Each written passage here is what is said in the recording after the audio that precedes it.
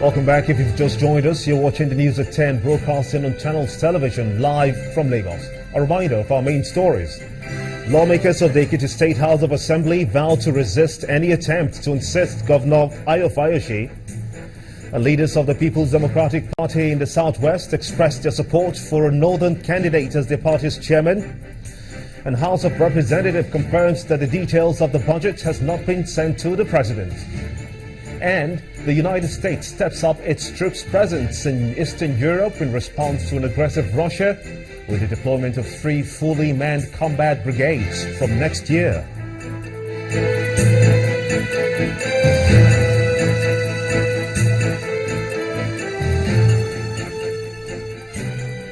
Do remember that all our top stories can be found on our website. It's channelstv.com and on youtube.com/channelsweb. Do visit m.channelstv.com to view us live on your mobile device. You can also download the Channels TV app for Android, iOS, and Windows phones from their respective stores. When you're done downloading, we do urge you to please interact with the Channels Eyewitness feature on our Android, our iOS, and Windows platforms. If you've got pictures or videos you'd like to share with us, simply tap on the Channels TV app on your device, swipe to reveal the Eyewitness menu, and follow the instructions there.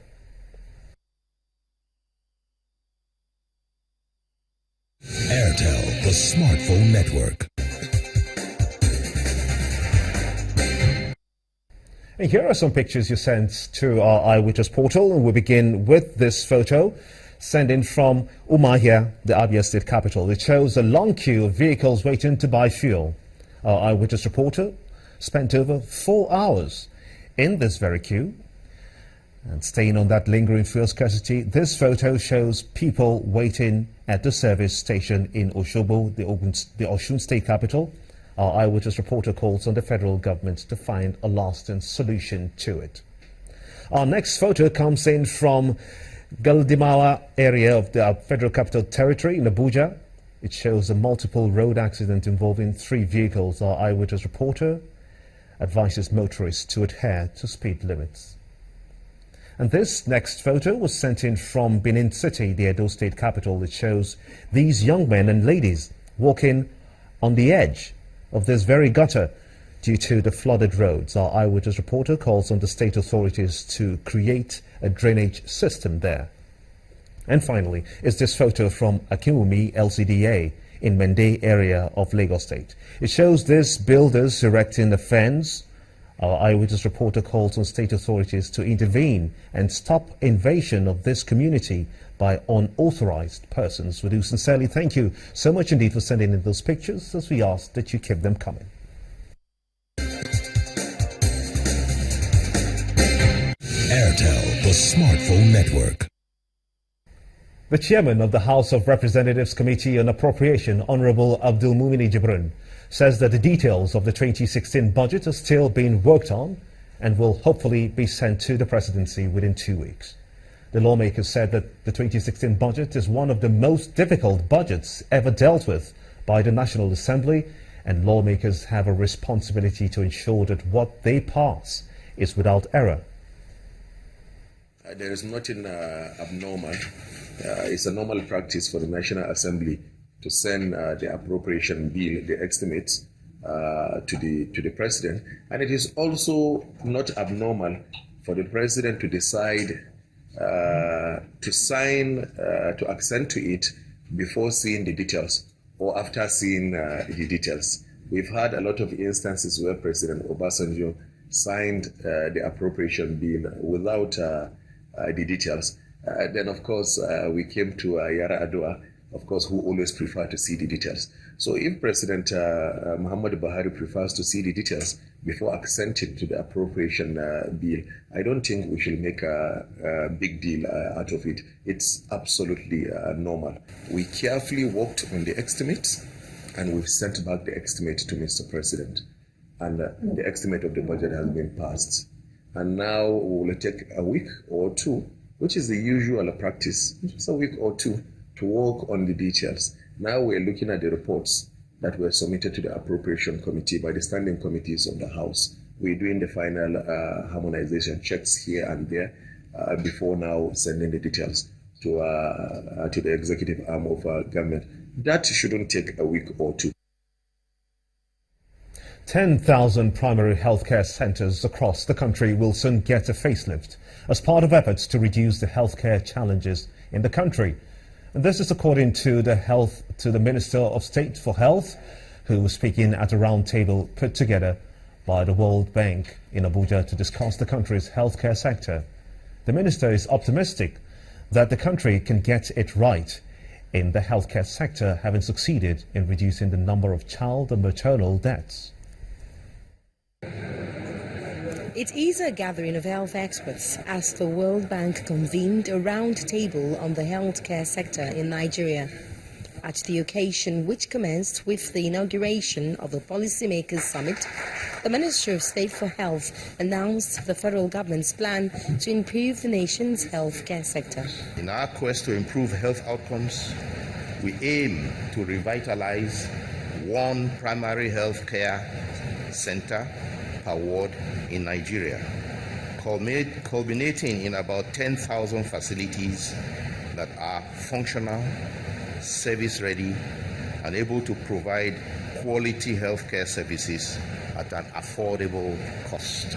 Over the past 10 years, Nigeria has experienced both progress and challenges in improving the health of its population. Our results are moving in the right direction. For example, since 1990, maternal mortality has fallen from 1,100 to 546 deaths per 100,000 live births. The acting country director of the World Bank, however, advised the federal government to go beyond rhetorics by addressing the poverty level in the country. The world awaits Africa and the continent looks at Nigeria. With a population of more than 170 million, Nigeria is the most populous in Africa and its largest economy. However, poverty remains high, and the country faces numerous health risks and shortage in healthcare provision and challenges. The Policymakers Summit put together by the World Bank is expected to, among other things, evaluate maternal and child health impact on Nigerians, including a general overview of the nation's health sector. The National Agency for the Control of AIDS says it has reduced new HIV infections by 35% through awareness creation and advocacy programs targeted at young people. The Assistant Director of the agency's coordinating department told Channels Television at a forum in Abuja that NACA is stepping up efforts to create more awareness on the disease to meet the zero infections target by the year 2030. Well, today's weather forecast around the country ranges between 30 and 41 degrees Celsius, with Calabar having the lowest and Sokoto the highest. Heat waves, which have been recorded in other parts of the world, such as in India, in Australia and the Middle East, is said to be the consequences of global climate change. Our correspondent, Yomi Otaigbe, in this next report, tells us how Nigerians are feeling the heat. The use of different fanning mechanisms to reduce the prevailing heat that seems to permeate most parts of the country, despite a few rain showers. From the west to the east, south to the north, the complaints follow the same trend. I've never experienced this kind of weather, mostly in Jos, and I wonder how other people outside Jos are coping. This is just after 10 in the morning. I've been sweating profusely. In fact, as you can see that I'm only too far. In fact, the heat is too much. The weather is hot. You can see I'm holding a pure water now. I've taken like 4 of these today. I have to take my bed about 4 or 5 times before you sleep. Sometimes I will be outside because there is no light. And my gen, I didn't have fuel on it. I don't even have money to buy the fuel because fuel is scarce. I don't know whether it's climate change or because of the climate change. But by now, we're supposed to have rain. Rain's supposed to fall. This situation, according to medical practitioners, has its negative health effects. Even though sweating is a good body reflex, body process that helps to keep the body cool. But with excessive and persistent heat, people tend to sweat more, so they will be more dehydrated.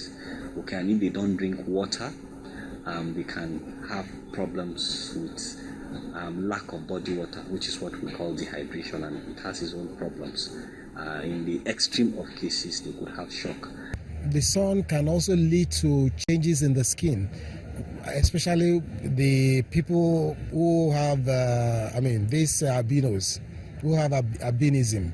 The 2016 weather forecast by the Nigerian Meteorological Agency, NIMET, perhaps points to an expected persistence in the unusual weather. Unusual weather and extreme climate phenomena are still very much with us. Our rainfall prediction this year indicates that the rainy season in Nigeria will be characterized this year by late onset, early cessation, lower than normal rain in many parts of the country. With this prediction by NIMET, how can Nigerians protect themselves against the health implications of this harsh weather? If you have the opportunity of being out there, look for shady areas. You need to take a lot of fluids, at least between 3 to 4 liters a day, of water. But when you see a child that is becoming a bit restless and sweating excessively, you know that, well, you need to do something as quickly as possible. Rehydration is the first thing, and that's the key word. Parents and guardians may also need to watch their children or ward closely, as the humid weather condition is said to aid viruses and bacteria that can cause measles and meningitis infections. Yomi Otaigbe reporting for Channels Television News. Well, joining us on the news at 10 to take a further look at the current weather condition is, as it affects our health, of course, as the second Vice Chairman, Nigeria Medical Association, Lagos State Chapter, Dr. Olusegun Akinwotu. I want to thank you so much indeed for coming on the news at 10. Thank you very much. What we know so far is the NIMET report. About 2 weeks ago, they said that there will be short or depleted amount of rainfalls in some areas across the country. Now we are seeing some evidence of that. High temperatures on the one hand, high humidity as well. How does this affect the health of the people in general? The present heat wave has been experienced in the country is actually a process where we have the high pressure build up in the atmosphere, which traps heat, and the heat continuously gets gathered within it, and it doesn't get to dissipate, and we don't usually have the kind of conventional currents that we're supposed to have that allows rain to fall. So the trapping is there, and then the heat continues. So it holds it close to the Earth's surface. So the heat is there, and it's there for several days and sometimes weeks. So this actually leads to a lot of conditions. For example, the conditions could be physical or psychological. The physical effects, we have things like rashes, which could, if prolonged, become chronic dermatitis because it can get infected. That's on the skin. And then we have things like edema, that's heat edema, where we have swellings of the hands and legs. We have heat cramps, and this actually occurs more in athletes, those who exercise a lot. And all these conditions, lead to what we call dehydration. And we have conditions where there is reduced level of fluid in the body. That's dehydration due to sweating. There's excessive sweating. That's a heat syncope occurs, where there is what we call static hypotension, because the person gets dehydrated, loses a lot of fluids, and at the same time there is no replacement. So the blood volume goes down, thereby causing what we call heat syncope. Then we have the heat exhaustion, which is characterized by nausea, headache, vomiting, abdominal pain, generalized weakness and tiredness, and then sometimes the heart rate begins to go up. Could it be fatal? Yes, eventually all this can lead to death. So the earlier one intervenes, the better. And it's also been shown in studies all over the world where there is such rise in temperature that there is increase in conflicts, interpersonal conflicts. People get easily irritable. And due to that, there is interpersonal conflicts, there is societal conflicts, there is increase in crime, as evidenced by increase in murder, rape, and assault. So all these have health consequences on individuals, and these heat-related illnesses and deaths are actually preventable if actions are taken. What must be done? What must we do to prevent this discomfort that you've just...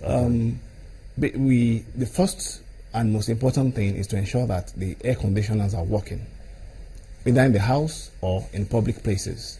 If you don't have any in the house, the government, through the public health department, sometimes build public cooling systems where we have a large number of people, can come, and then the place is very, chilled, so that it protects them from the effects of this. So that is one. Secondly, people should take a lot of fluid, increase your fluid intake, and avoid ingestion of alcohol, avoid taking large amounts of sugar. All this causes dehydration, so you need to avoid them. And then, the kind of clothing to be put on should be light and comfortable clothing, and avoid dark clothing, because sometimes dark colors actually they transmit absorbs heat, and so it worsens the situation. So these are things that we try to, and then people should try as much as possible to follow the weather forecast. It's important so that you can know what the temperature outside will be, and then you know what to do, planning ahead, if you need to go around. Dr. Olusegun Akinwotu, the second Vice Chairman, Nigerian Medical Association. I want to thank you so much indeed for talking to us on the News at 10. Thank you very much. When the News at 10 returns, our community report tonight looks at the relocation of traders moved from the popular Okirika market in Ilorin and its attendant effects. Plus, the latest from the world of business. Join us again.